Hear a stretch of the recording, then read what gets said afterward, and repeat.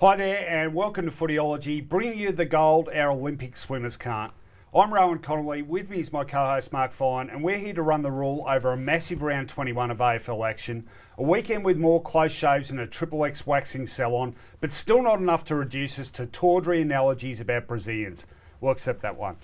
We'll strip away the undergrowth without pain, but still cut to the flesh of everything football in our usual roll call segments, hot or not, tomorrow's news today, rounds of our lives, keyboard Q&A, the credibility ladder and the rant off. And do it as smoothly as one of these tortured intros might be in another few years. So let's wax on as I say good afternoon to you, Finey. And after 5 games decided by a goal or less, how's the ticker holding out?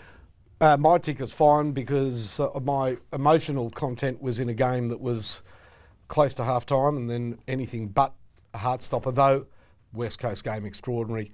The game I really enjoyed, apart from that one, which was a super game, was Brisbane Carlton. Now, there were things to like and dislike from both teams, but I tell you, you give a crowd or a side a win and you can forget they went through a terrible fortnight, but everybody with smiles come the end of the game. Footy's like that. You're only one win away. Port Adelaide.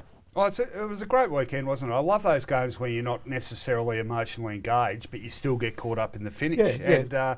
And, Richmond Geelong on Sunday was another one. And just quickly, my Bombers, Finey, broke the drought. That was a game that Essendon looked like winning the entire 4 quarters. I watched that game and I thought, well, how does Essendon lose these games? Because you've been in that position against St Kilda and a couple of teams, and I thought I'm going to carefully see how they lose these games. And I'm glad they didn't, because they were the better team. They were more engaged. They actually had, in terms of their ball winners, Zaharakis and Merritt, used the ball very well. So their big ball winners were a lot better than Aaron Hall and a couple of other guys who were pretty, expansive. They played like millionaires. I'm glad Essendon won. Actually managed to kick more goals and points, which was a wonder in itself. And you were there? I wasn't actually. I had to watch on TV. There you go. I was there in spirit. Okay. Well, thrilling finishes, dramatic collapses, the odd umpiring debate, just another week in an action-packed AFL season. Let's have a look at the very best and worst of the weekend in Hot or Not.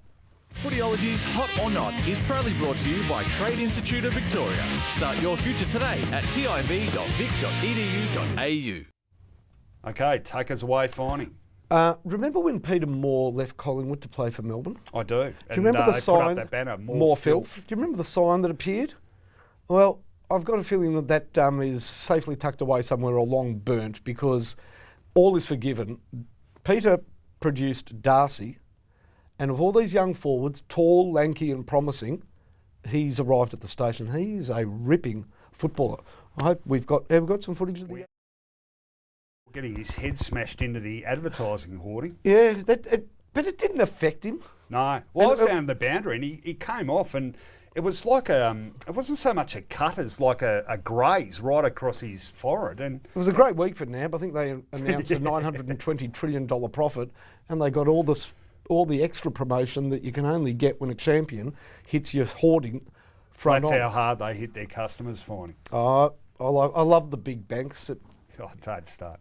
Hey, me and poverty, they guaranteed. But Darcy Moore is a ripper. And I think of all these young kids, I don't want to get stuck into Tom Boyd or Patton, McCartan or Danaher, but Darcy Moore actually started sort of behind them, and he's overtaken them. He's a natural footballer. That's the thing you notice immediately. He's just got those smarts and he knows where to go. And one other huge advantage, he plays often alongside Travis Cloke, so the contrast, I mean, by comparison, he looks fantastic. Always go out with I always told, my mates, go out with an ugly bloke, so at least you're the best in the pair. Well, he might not be playing alongside Travis Cloke for very long, and we'll get to that. Okay, my turn. I'm going hot, and I'm going with Brad Hill, who has been a bit of a whipping boy for Hawthorn fans for a lot of this season. But funnily enough, the moment the speculation emerged about him going back to Perth, he's played some fantastic footy, and I thought he was close to their best player on the weekend. He was certainly in the votes.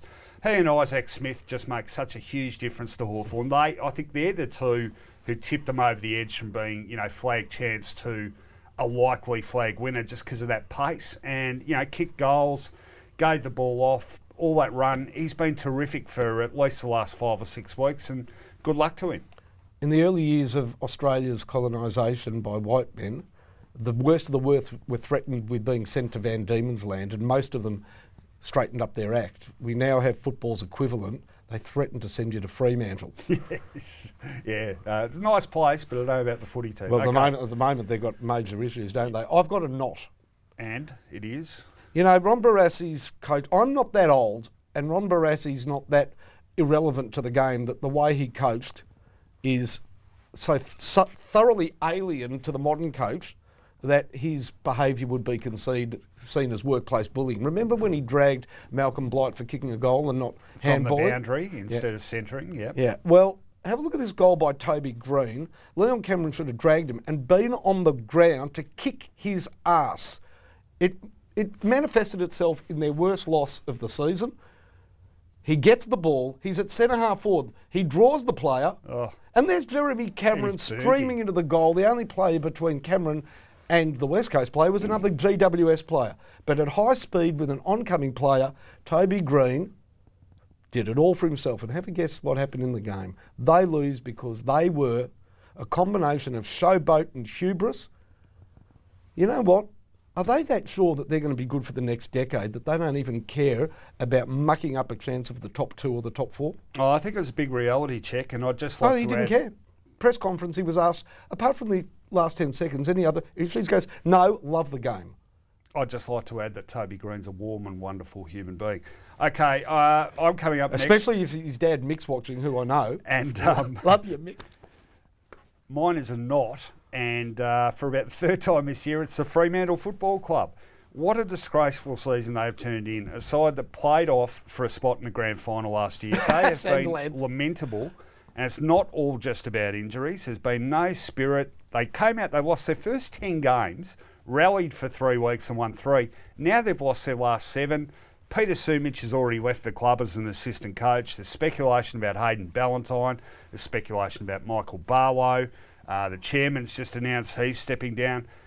Look, if this was a Melbourne club, it'd be filling the papers because they are an absolute rabble, not just of a team, but as a club at the moment. And it's one of the most amazing falls from grace in as quick a time as I can ever remember in footy. Okay, speed it up. Okay, just on Freo, every player at the club, everybody involved in the club can be best summed up by their new chairman. His name. Research it. Okay, my last one is a hot, and it was Luke Shuey, the man that Leon Cameron chose to ignore, didn't care about the fact that Natanui was winning every hit out, Prittis was playing no good, Gaff was no good, Maston terrible, Sheed ineffective. There was one player that needed stopping. And that player, of course, was Shuey. Natanui kicks the final goal, but do you know how they got the ball to him? Do you know how the ball got to Natanui? It was a boundary throw-in, wasn't it? 2 stoppages, both clearances won by Shuey. His 37th and 38th possession of the game, his 12th and 13th clearance. He kicked 2 goals in the last quarter, and Leon Cameron said apart from the last 10 seconds, there were no issues with the game. There was one other issue, Leon, your coaching. Okay, last one. I'm going hot. I'm going scorching hot, and it's Essendon. After 17 losses in a row, this is a great moment for everyone who's stuck with them, particularly the supporters, but players. There's been a lot of pluses out of this year, you know, disproportionately so for a side that's won 2 games. There's Tipungwuti, Fantasia, Joe Danaher's really stood How up about Hartley's all courage? season. Hartley's courage, had his nose plastered all over his face. Jake Long gets his debut. Connor McKenna's come good. So all of a sudden, you know, yes, they're going to win the wooden spoon probably, but there's been a lot of pluses out of this year, and that was just a thank you, I suppose, to the fans who've stuck with them and to the players who've really held the fort. So well done, Dons, and yes, on this occasion, I don't mind putting my supporters' hat on. They deserve the win. Well done, mate. And to all Okay. the players. Oh, just can I Yep. throw something in? Yeah, you know quickly. The AFL is actually considering putting the players' names on their backs. Have a look Again? well, they are. Have a look at this duo from Germany as a good reason why you don't. Oh, no. That's not for real, surely. It is up 100% for real. Imagine what would happen if Doesn't Fuchs, he plays for Leicester, doesn't he? Leicester City? there's more than one Fuchs in Germany, mate. Oh, were they tennis players? No, that's a German Bundesliga Hockey team. players. Just imagine, honestly, or maybe hockey. But just Sorry, I'm just thrown by that. well, just imagine if Jack Darling is standing next to the captain of North Melbourne and they get a back shot of those two in a North Melbourne West Coast game. Might be good advice, but I doubt it's going to go down very well. Okay, and I'd just like to apologise to all our viewers under 18, mum and dad. Sorry, we do try and make it family-friendly show, except when Finey does one of those improvisations. Time for a short break. When we return, our latest news hound had a big response to his debut last week. So as Jack Dye would have put it, he's going to make another one today. But first, let's get to the post-game press conferences where Grant Dickinson's got the AFL coaches more nervous than when they face an end-of-season review when he asks the pressing questions. Nui's hair seems a little bit dry. Do you think it'll affect him for next week? We'll have to see. Yeah, he's done a lot of conditioning, so we'll have to see where he's at. He's only 19 or 20, so I don't want to push him too quickly. So.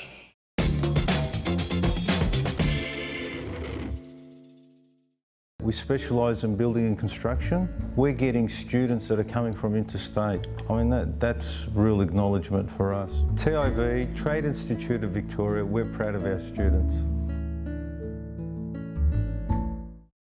Welcome back to the show. Well, Brett Anderson got people talking last week. He was punctual, dressed smartly, and most of all, he had an iPad. He also knows his stuff, and he's got some very juicy information for us today. So forget all the other breathless footy gossip, because we've got the good oil on tomorrow's news today.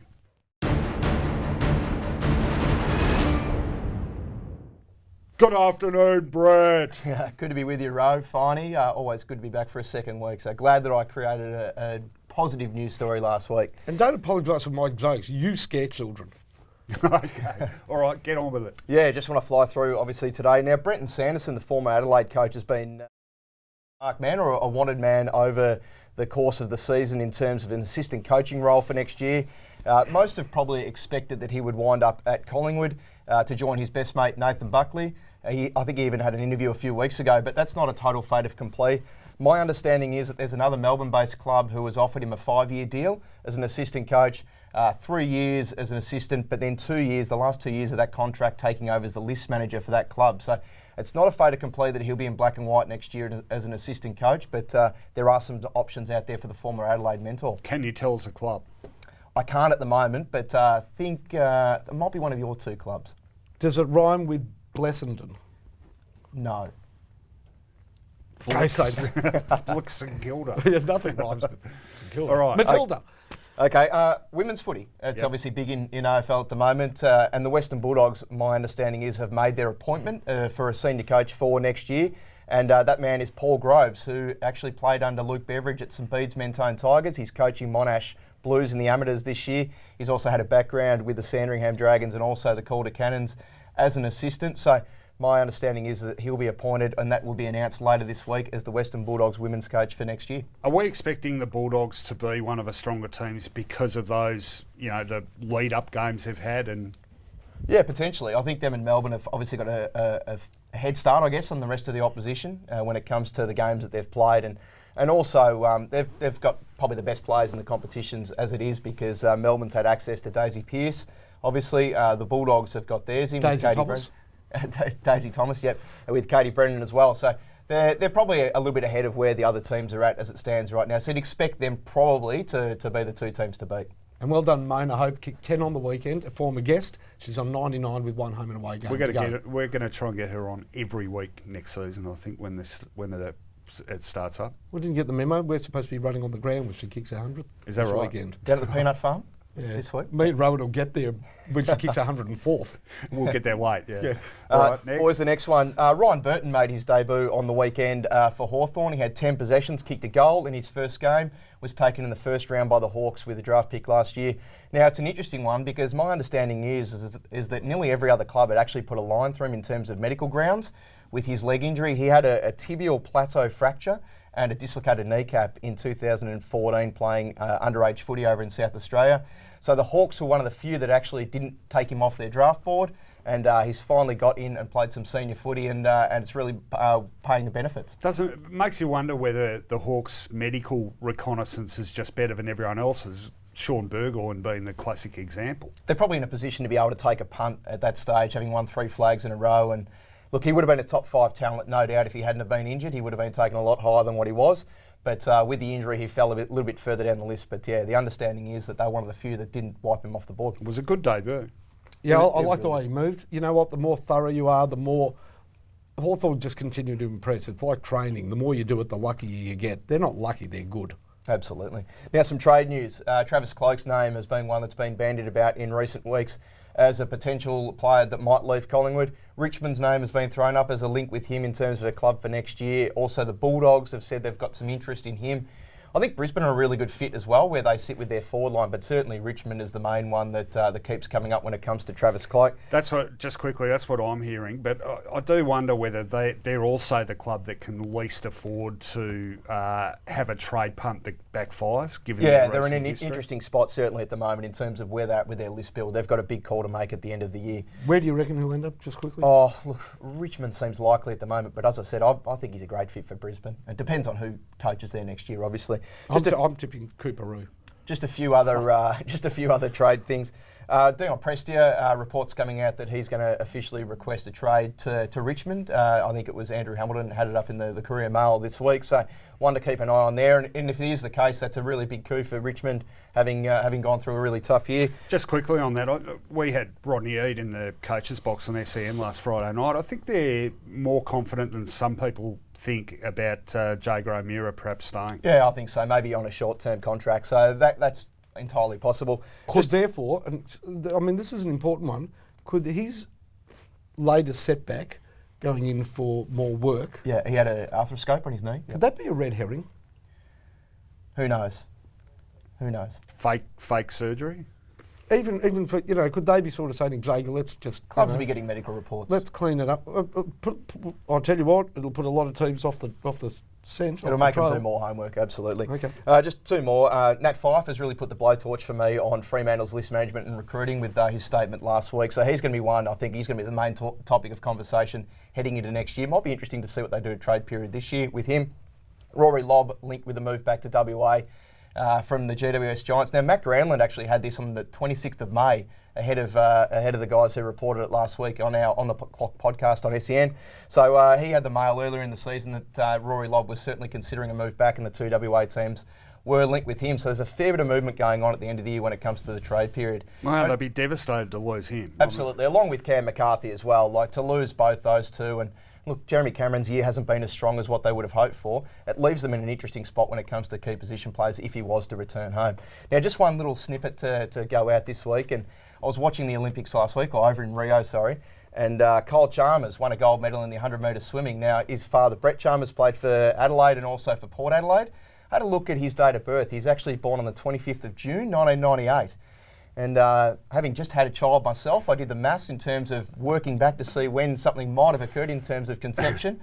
And the date was the 25th of September, 1997. Now, the Adelaide Grand Final win was the 27th of September, 1997. So I'd fair say that success breeds success over at Adelaide for the Chalmers family. And Brett, just having had a child, you'll also be aware that there'll be absolutely no more of that for the next 5 years. No, there's no more of that at all for me, I don't think.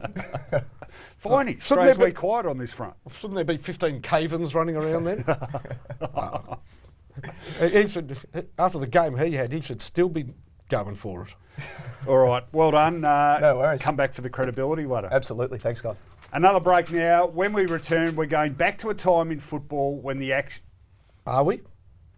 I have got some footage that is exclusive to Footyology, my friend. Okay, hurry up.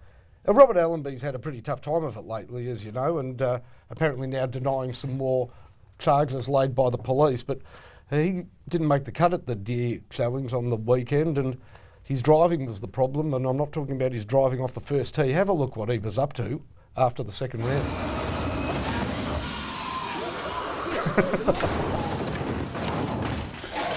No matter who you are. It's not a Caddyshack or something. No. He denies any damage to the car. He just said a couple Someone spiked his drink. Buff right out, he said.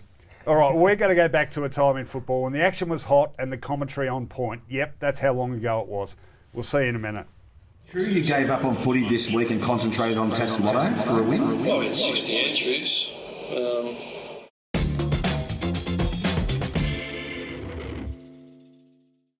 Welcome back. Round 21 has been a big one in football history, full of amazing finishes, grand arrivals and no shortage of blood and biffo. Let's have a look at some truly graphic moments of footy history, because like Lou Richards daring to cut Ted Whitten's lawn with a pair of nail scissors, so are the rounds of our lives.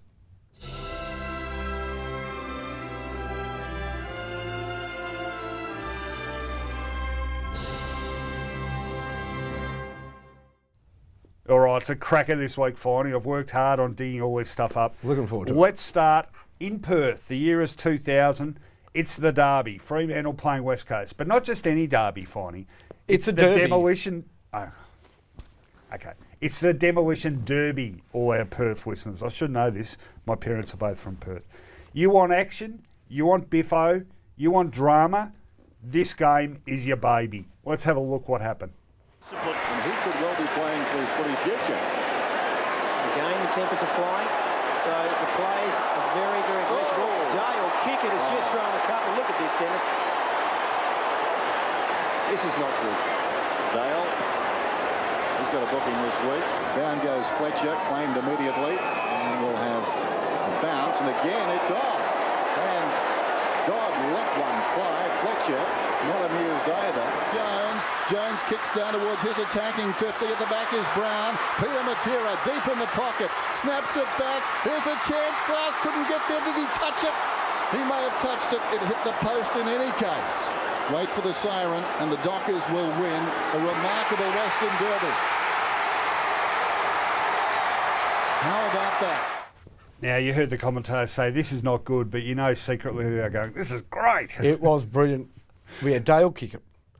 Who was... It was getting into Phil Reid, Phil Reid was like an early 2000s version of Hayden Ballantyne, really. People wanted to get him. Brad Dodd got involved. Number 12. Yep, Brad Dodd. He bitch slapped somebody. He did. I mean, this was outrageous. It was I actually forgot it was a 1 point game. Yeah. And it was only the second time the Dockers ever beat the Eagles too. So you know what happened that day? The footy god said, West Coast, you've got the worst song and the worst jumper, and now you've found a worse jumper.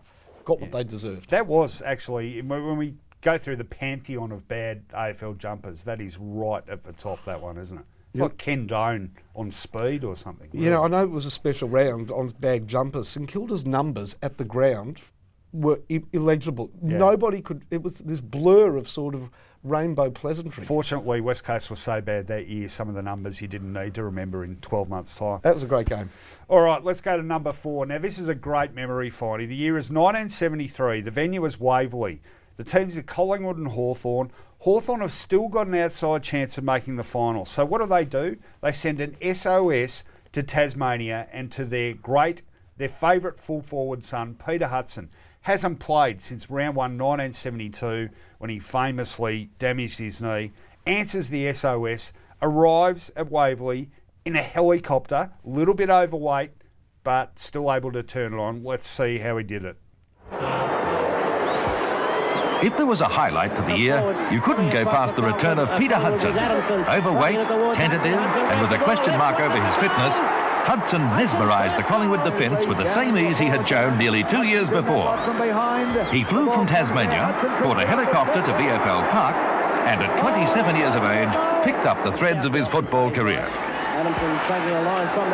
He kicked 8 goals, gave his own press conference after the game, and went home to Tasmania. It was to be another 2 years before he returned. Dunn and Hudson there. Hudson nudged Dunn out. And it was the forward line. Where was Hudson at the back? Dunn in front.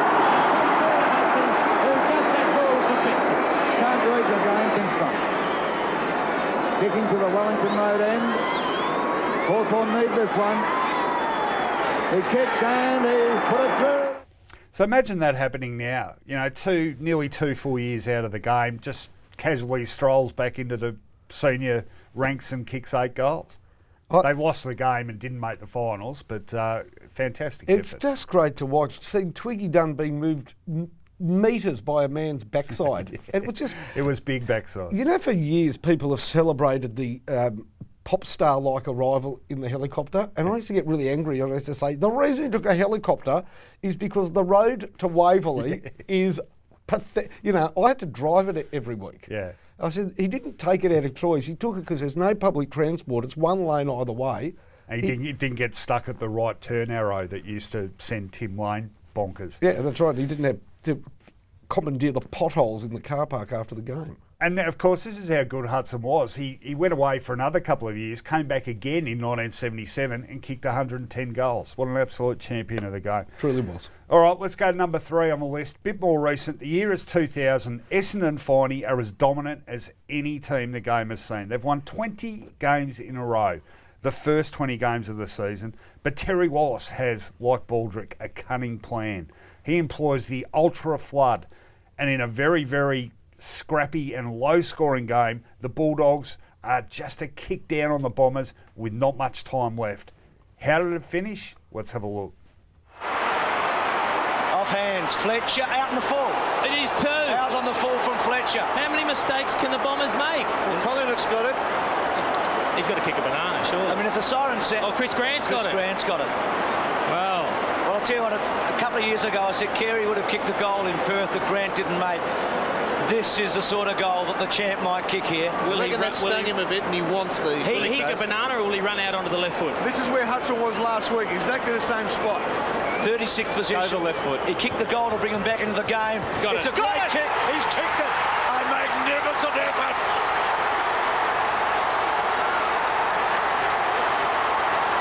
He will be a hero forever if they win this match. Surely they're home this time. To Colin hooks it back. Rowan Smith's come onto the ground. They've done it. Won it. That gets them in the finals. The Doggies are in the finals, and the great run has come to an end. Well, they were in the finals, Finey, and straight out of them again. Essendon, meanwhile, went on to win every game for the rest of the season, 24 out of 25, and win the most dominant premiership in football history. So suck on that, Bruce. Hey, we've learned a couple of things since that game. We've learnt that having 7 different people comment on the one piece of play in the commentary box tends to be confusing. And we also learnt that Stephen Collingwood played the latter part of his career in long sleeves for a pretty good reason. What was it? He looked like a butterball. I mean, that was not his normal body composition, was it? No, it was a great effort by the Doggies. It was probably, in retrospect, probably a loss that suited Essendon in a way. Just gave them that little extra. I agree. Without them, you never would have beaten Melbourne. Yeah. Oh, well, those were the days, and aren't they long gone? Let's go to number 2. Now, people are going to love this one. It's 1980. The venue is Arden Street. Richmond are playing North Melbourne. The Tigers going well. North the final side as well. But it's neck and neck. What do we need to get the Tigers over the line, Finey? We need some courage. And boy, did we get it. Francis Burke came off second best in this collision. But they breathed them tough in Tigerland, and Burke went to the forward line with blood streaming from a deep cut. He helped Richmond to victory with inspiring play like this. Well, isn't he a marvel, this guy? God, I don't know who's going to see the goals. Look at the blood just oozing out of his forehead. He is a marvel, this guy, and if he kicks this goal, he'd be an inspiration to the team from about 15 metres out on a slight angle. Let's see what he can do with this. He's had to be shifted away from fullback after getting that knock before he fires, and he's put it through for a to goal. the marks of the year, and the league's high flyers were soaring. Well, how do you know when a moment is enshrined in football history, Finey? You know because it spawns something like this. With blood pouring from his face. Dave! Now that looks right. Burke takes a courageous mark! Blinded by the blood, he lines up. No, hang on, this way, and he kicks a miraculous goal! Yeah!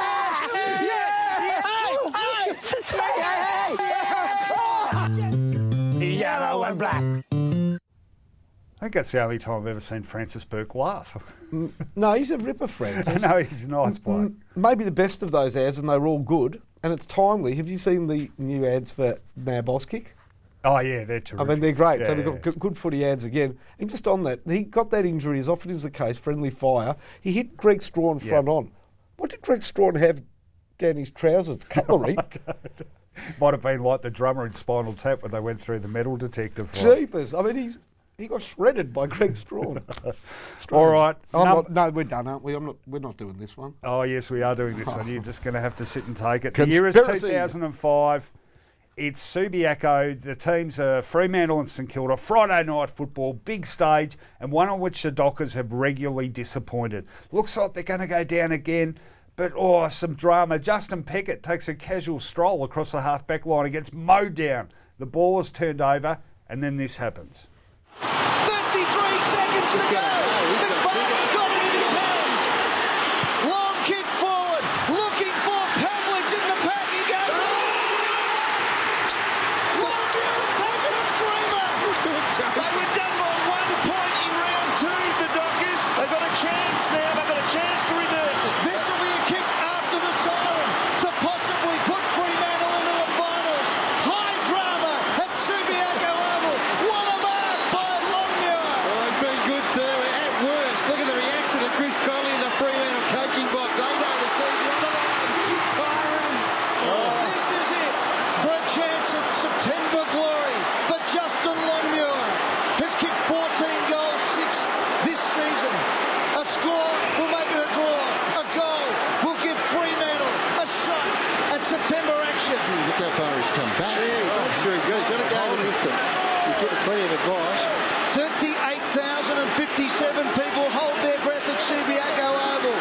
Millions of people around the country. A handstand next to him to put him off. In comes Longmuir to take his kick. Fremantle have won after the siren. Look at the scenes here at Fremantle. The Dockers, shockers on Friday night football, become last-second heroes. I actually watched that game in a pub that night, and the crowd went off, Finey. It was, I know... There was whispers in the sky. The That's right, umpires yep. were accused by Grant Thomas of saying we something them whatever. Enshrining his fantastic relationship with umpiring. And with Andrew Demetriou, they were arch rivals. History would say that Demetriou was capable of holding a grudge, as we know, and they're all now sort of... he and Grant Thomas are not heavily involved in the game anymore, and sometimes it's better that the people that don't play the game don't get too big. Well, Grant's free to criticise umpires to his heart's content, which he does about every 10 seconds on Twitter, Finey. And he sometimes gets you as well. He did, but we won't go there. All right, let's get to a break. When we come back, it's football on Twitter minus the trolling.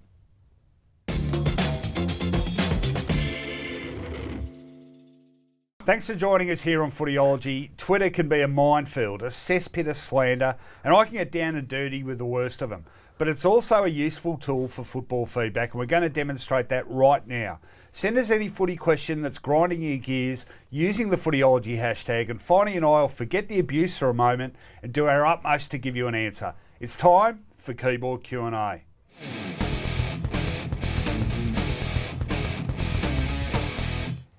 And how long since your last tweet, Finey? 3 months? 4 months? I actually reckon the whole fad is dying off. Oh, no, it's not. No, Twitter lives. No, I'm into the pictorial ones. Oh, yeah?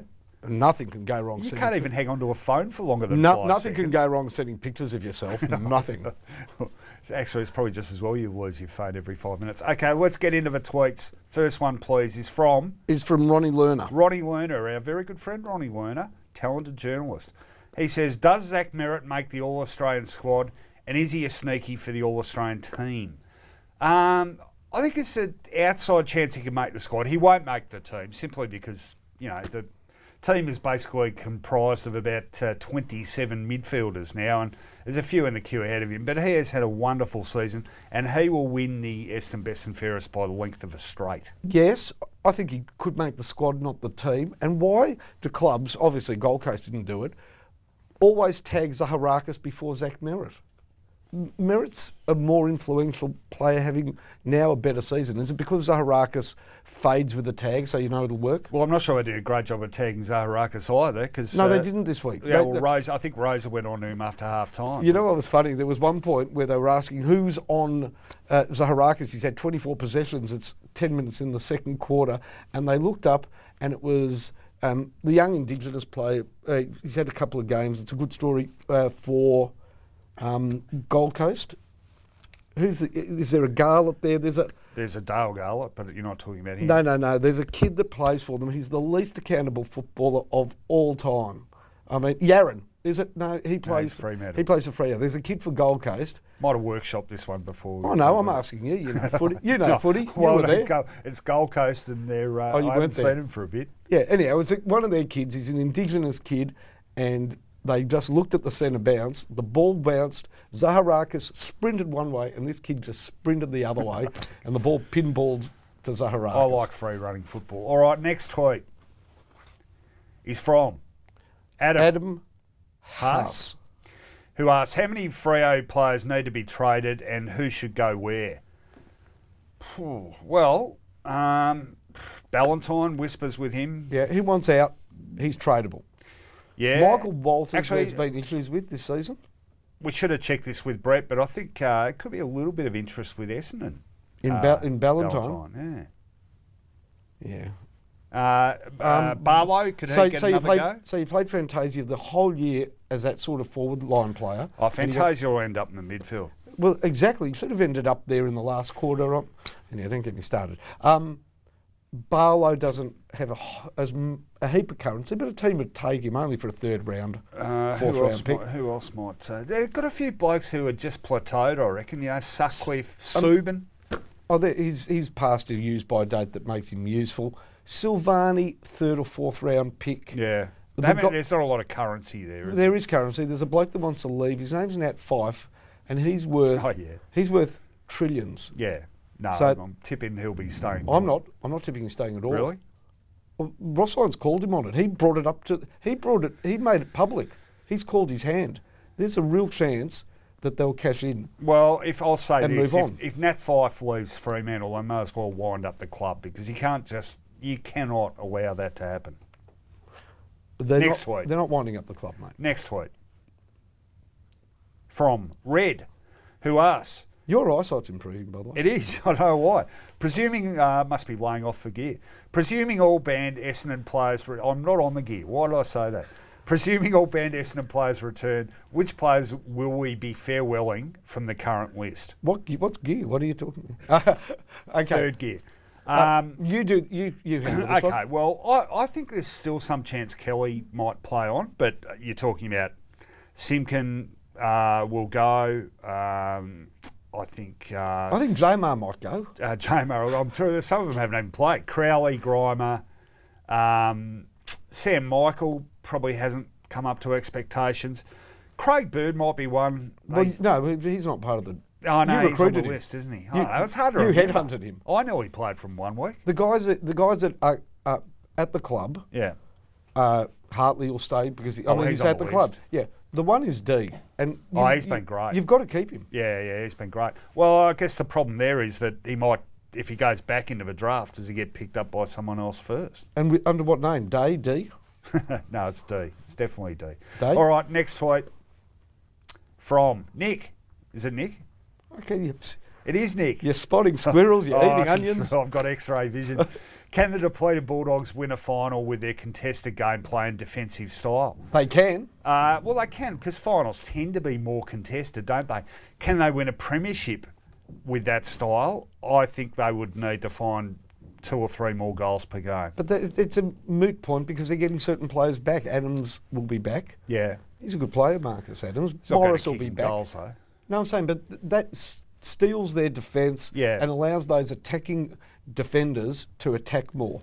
Yeah. And be less conscious on defending. When Morris is there, you watch how much more Hannison and Suckling advance out of defensive areas. No, look, they've been fantastic. And testimony to that, I think, is the fact that, the Swans wouldn't want to be playing them in the finals as good as the Swans are going. I think, I wouldn't completely rule them out, but they do need to find a couple more goals, I reckon.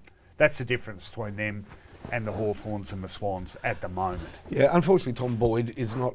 No, he's not firing a shot, AFL final quality at this stage. He's really struggling.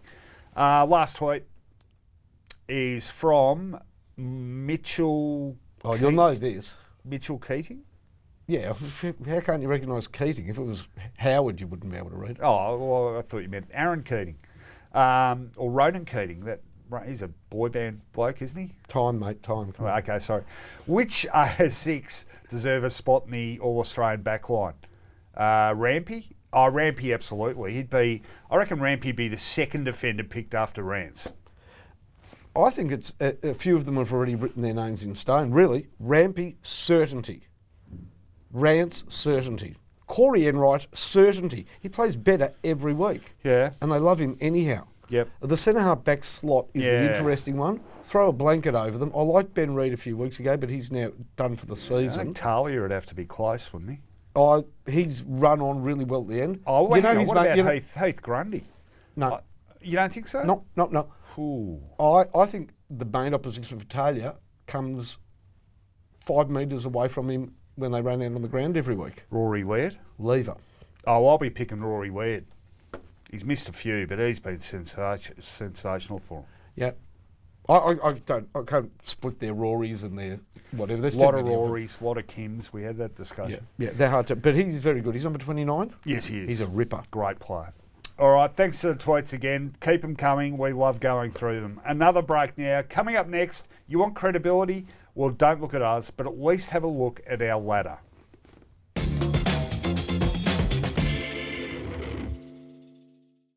Welcome back. Well, the weekend proved that while the bulk of the top 8 settled, it doesn't mean the meat can't inherit the football earth. And upsets all over the place make for a very interesting edition of the Credibility Ladder. Welcome back, Brett Anderson. Welcome back, Finey's bobbling head and Skivvy. You want credibility? That's not it.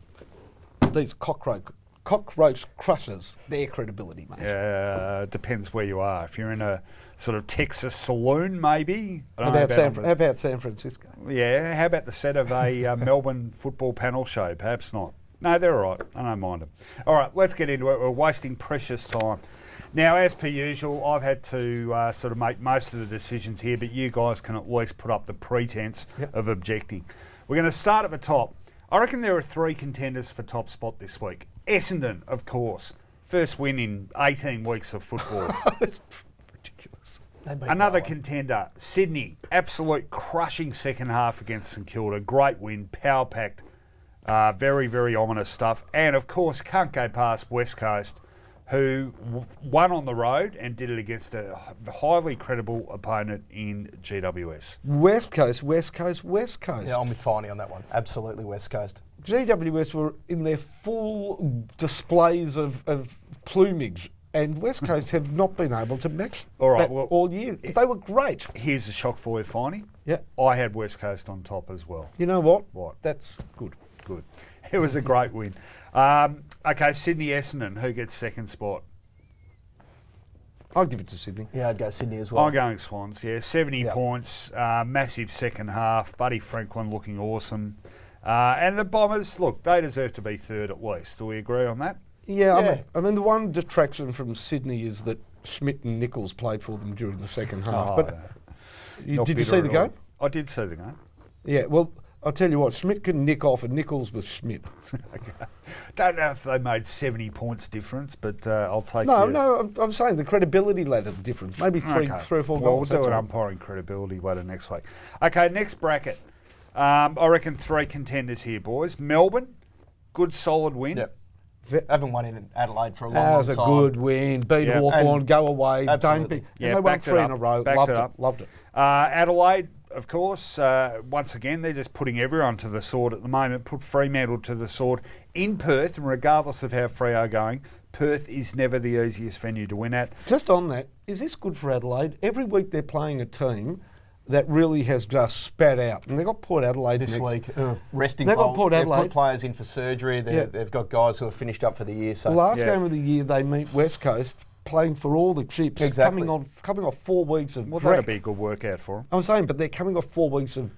They're kicking 20-plus goals a week too, which is really impressive. No matter who you play against, they're finding ways to score. Yeah. All right, now our other contender for that next 3 is Hawthorn, and I thought their first quarter against North was just awesome. And again, the Hawks and the Swans, they know how to just put sides to the sword with 30 minutes of power-pack footy. They responded. You know, when you saw that first quarter, as I did, were you thinking they're great, but no Ben Brown, no Thompson, no a lot of other players? By the end of the third quarter, I was thinking, there's something wrong with Hawthorn, that they've been dragged back into. This game was back very much alive. They don't have enough contributions in the midfield, and Luke Hodge got 30 possessions, and I reckon he went possession hunting. I've never seen him play like that. Yeah, look, I still think, again, they know what it takes and when to put the foot to the floor. And anyone who's saying that they're not a very, very serious flag chance, I don't know where that's coming from. And James Frawley is unlucky that he's playing this year with Rance, because he would be all Australian fullback otherwise. He's been good. A ripper. All right, so our order there is Hawthorn, Adelaide, Melbourne. Coming up next on the credibility ladder, we have teams 7 to 9. I give you, gentlemen, Western Bulldogs just got the job done against Collingwood. Geelong saved it till late, one quarter of decent footy, but 3 quarters of crap, basically. And Brisbane, who had a pretty good win, admittedly against the side that hadn't won for 2 months. So Brisbane, Geelong, Western Bulldogs, how do you order them? I think Bulldogs and Collingwood were equal, so I'll put Bulldogs maybe at the end of that group. I'll go Brisbane. I'll put Brisbane on top. Yeah. Any team that's asking for a priority pick 1 minute and then goes out and plays as well as they did for, the first half, they were outstanding. I think they were nearly 50 points in front on the weekend against Carlton. To then go out and win a game, you've got to put them on top of that group, especially when the other two just sneaked over the line. And I have. And made their fans happy. Yes, all even the funny coloured seats were smiling. There goes that priority pick argument as well. God, they've wait lost till it. the Randolph. Wait till the They've Randolph. lost it. Okay, Brisbane, Geelong, Western Bulldogs. We're going to fly through the next bit. Collingwood, Richmond, lost with honour. Well, Richmond's last quarter pretty grim, but they were good for 3 quarters. Collingwood, Richmond, GWS got a bit ahead of themselves, and North Melbourne didn't show up for a very costly first quarter. Next, we've got Carlton, St Kilda. Okay, your bottom 3, credibility or lacking. I give you the candidates: Port Adelaide, Gold Coast, and Fremantle. Who's your worst to third worst? What a horrible trio. The worst out of that for me is Port Adelaide. They sicken me with their lack of effort. I don't even know if Wingard's injured. I just think he was the first guy to come up with a good idea that I've done my hammy. Brett? I'll go the worst, Gold Coast. They got beaten, at least Port Adelaide got beaten by what we think is a good team, a building team. They got beaten by an Essendon team who's missing 12 players. Hang on. They had Brooksby in the ruck, tapping it down to 3 or 4 guys like hell. They got no intensity whatsoever, but they did have a forward line, they did have a back line, and they were beaten by the Bombers, who, as you were right, they never looked like losing that game, Essendon, for the first 5 minutes. Well done, Brett. Do you want to be my co-host next week?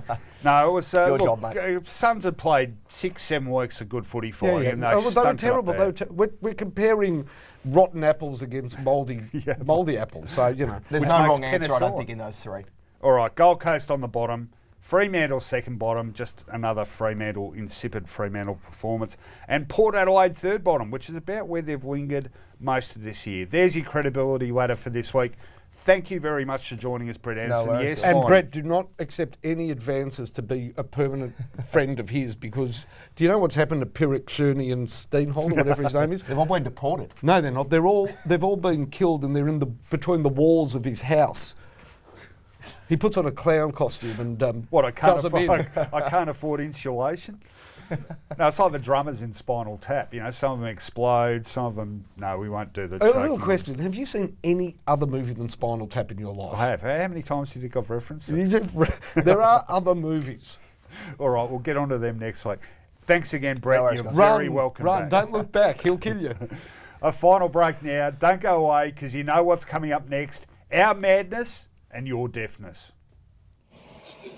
John, is there any truth to the rumour that Robert Allenby is going to be Essendon's PR manager next year? Because he can really hose a story down, can't he? Yeah, absolutely. Yeah, my guess he's putting his hand up to fill a spot that we've been looking for someone to grab, and that's just a credit to him. It's...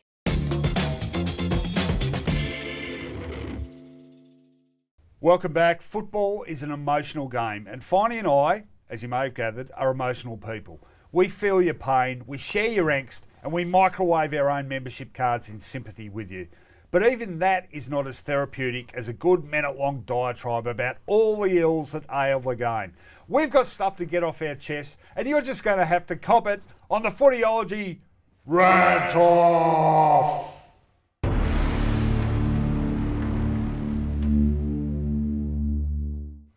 You're first this week. 3, 2, 1. Rant. Sorry, kids. My stomach growls. That's not my rant, though I am particularly hungry. So they've worked it out, Melbourne supporters. If they beat Carlton this week, which they should, and Geelong, and North Melbourne get done by the Sydney Swans, then the last game of the season will be finals-like. If they beat Geelong, they could be in. And the Melbourne supporters could not be more excited. Everyone I've talked to is planning heading down the road if they can turn their car around, because normally it goes the other way up to the snowfields. They're all going down the Bellarine Peninsula. They'll stop halfway to buy that expensive petrol that nobody buys but Melbourne supporters, and a convoy of Range Rovers and Jaguars will head into Geelong. And then, you know what's going to happen? There'll be no seats for you at the ground. You see, Geelong doesn't cater for more than 31 opposition fans. And what will be left? You'll have to contend yourself with the other sights and attractions of Geelong. A water park that's open 4 days a year because, hey, Geelong ain't exactly the warmest place on earth. Or maybe you can go to David Schwartz's Trampoline World. It's called Fleetwood Mac or Super Tramp or something. Or go Darren Lyon spotting. Actually, he doesn't exist anymore. They ran him out of town. Who would have thought a paparazzi with weird hair does not make a good mayor? Why don't Geelong have any seats for opposition fans? It's because of the weird pagan rituals they do at quarter time and half time behind closed doors.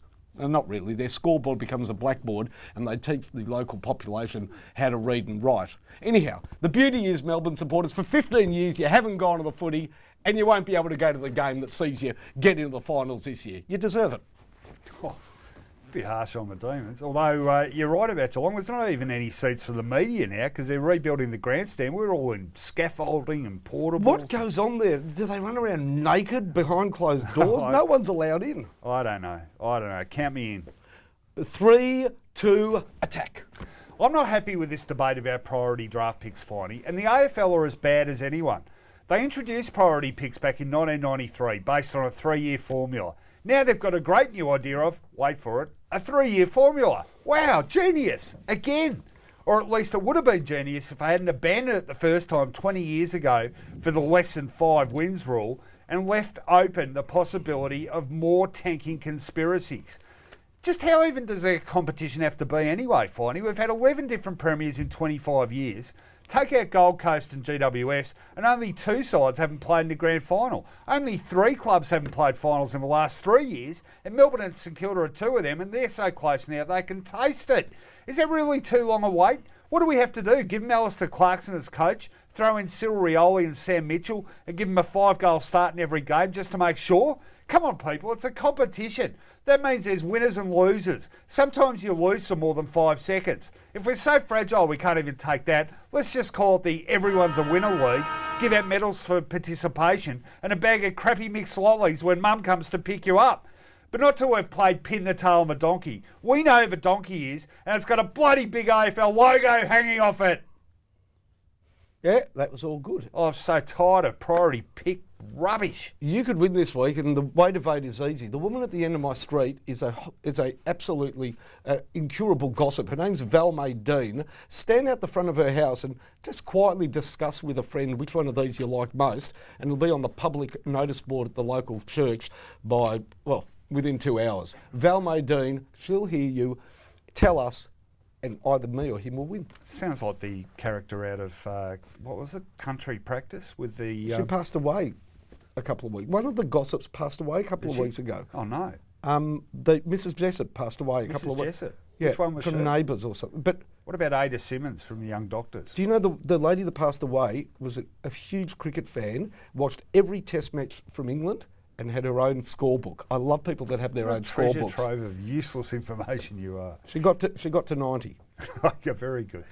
All right, that's it for this week. Thanks for joining us. We're on every Tuesday at 12 p.m. on YouTube, 7:30 p.m. on Channel 31, every Thursday at 9:30 p.m. on Foxtel's Aurora, and repeated on Channel 31 on Friday evenings. We might even be on one of those little screens at the petrol bowser next time you fill up. There's no escape. But remember, Finey, as Don McLean was forced to admit in his famous tribute to Buddy Holly, Richie Valens and the Big Bopper, bye-bye Miss American Pie, drove my Chevy to the levee, but the levee was dry. And them good old boys were drinking whiskey and rye, singing, I'll watch Footyology till I die. Nah, didn't work. Catch you next week.